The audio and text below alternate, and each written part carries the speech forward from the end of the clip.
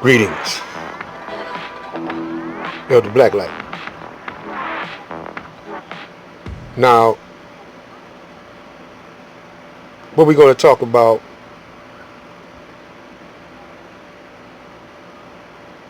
is mind control.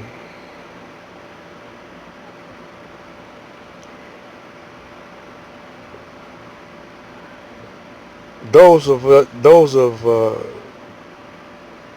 you that were born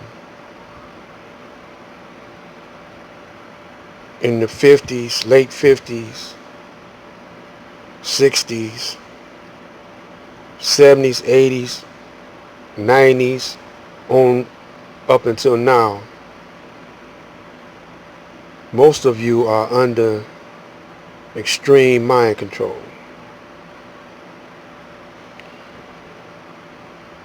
Because of television, radio, music, and newspapers. In the 40s, experiment was conducted on the radio by an actor named Orson Welles.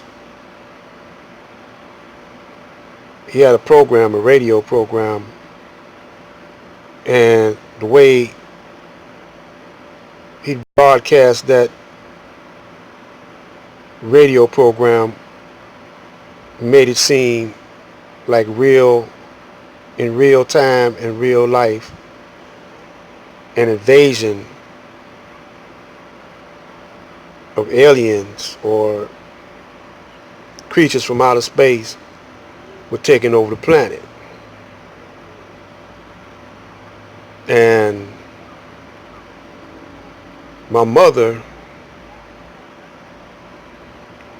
I think this was the 40s, could have been in the 30s or early 40s. My mother she was a real young girl. I don't even know if she was a teenager. She could have been 12, 13 though. And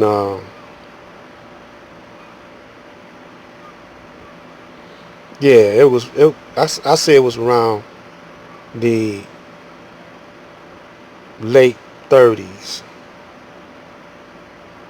or possibly the early 40s. I remember my mother telling me about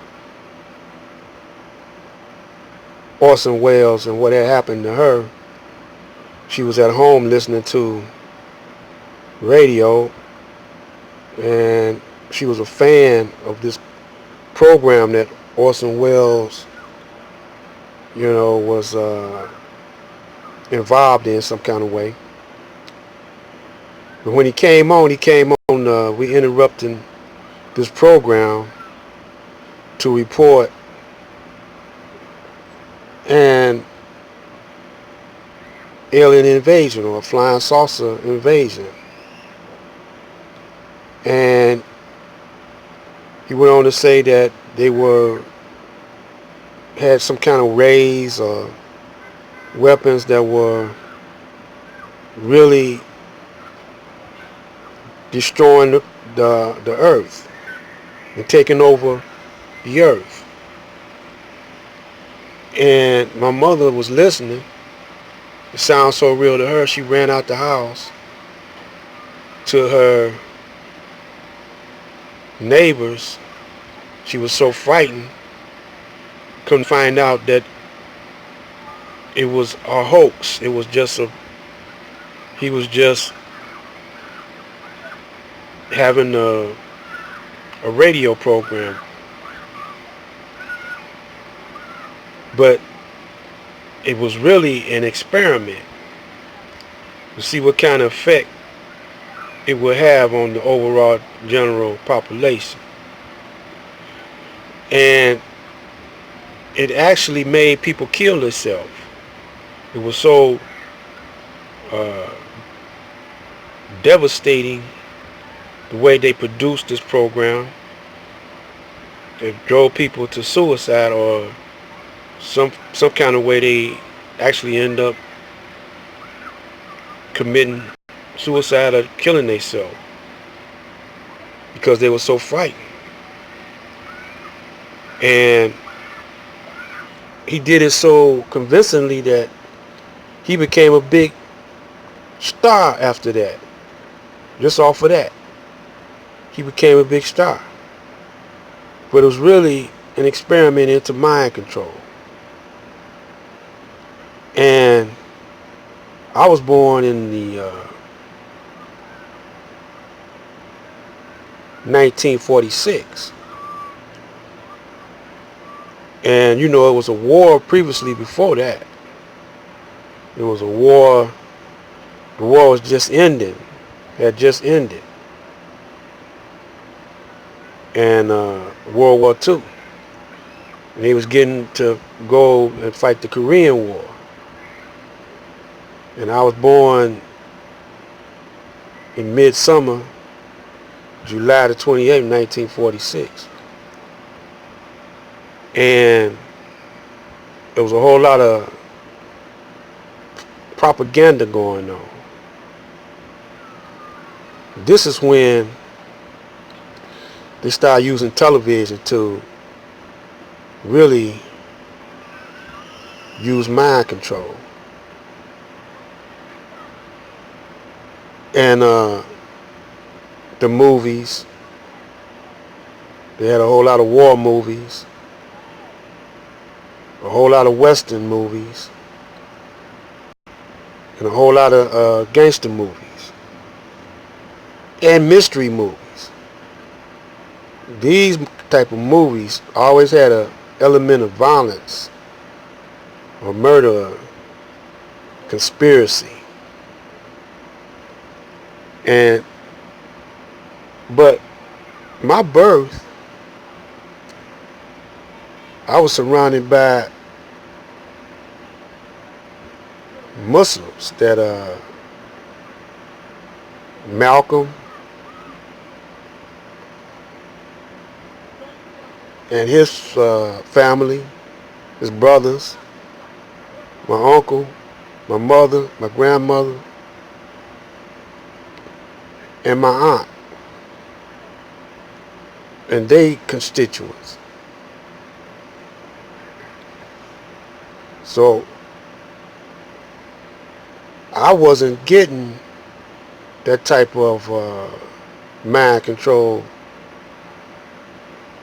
back then, because I literally was in my mother's stomach when she was having or going to these meetings. Now at the age of 7, when I was 7 years old, my mother, she stopped hanging around Muslims and went straight back into the white man's world. And at first I thought I was looking back on those days as an adult, and I was saying, I wish my mama would have kept me in it. But I'm glad that she didn't really stay, because I had a chance to really examine both worlds. I didn't grow up brainwashed into either world. So I had a chance to study the world that Master Farad Muhammad made, and the world that the Caucasian made. So I'm different from most brothers. Around the age of 5, 4, or something like that, I went to the hospital to get a tonsil removed. I went to the doctor's office to get a tonsil removed, or the hospital one, I forgot now. And I stopped breathing. And I remember that stayed with me all my life. I seen a white light, like everybody say. I seen all of it. I'm not gonna go into the details of what I remember right now, but I had actually died. My mother said it took them about 20 minutes or half hour. But you're supposed to have brain damage when your heart stops beating for that long and oxygen, don't go to your brain. But I don't know if I'm brain damaged or not, but I see things different than most people. And I had a problem fitting into this system. I couldn't fit in. And so now that I'm older, that wasn't the first time I died. I died again around in 82. I went out, had to have an operation. And things came to me while I was in another dimension. So I still wasn't getting it though. And then finally one day in late 80s, I was with my wife and something came over me. I had got a fever. I wasn't sick with a cold or nothing, but I got a fever and I went to another dimension. But I was talking to my wife all the time and she was just listening. And when that happened, my whole life changed. And I'm going to tell you the rest in part two because my space is running out. Stay tuned. Black Light.